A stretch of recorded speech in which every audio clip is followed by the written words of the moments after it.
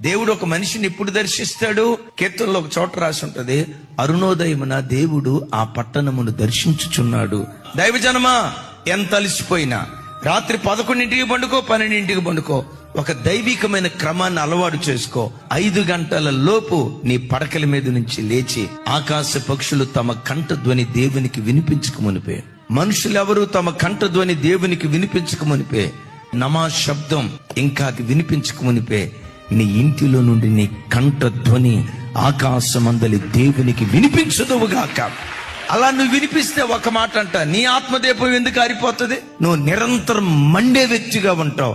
నీవు మండటం కాదు, నీ ఇంటి వారిని అందరినీ మండించే ఒక జ్యోతిగా దేవుని కొరకు నువ్వు నిలవబడతావు. జ్ఞానులతో సహవాసం చేసేవాడు జ్ఞాని, దేవునితో సహవాసం చేసేవాడు దేవుని వంటివాడిగా మార్చబడతాడు. దేవుని వంటివాడిగా మార్చబడతాడు.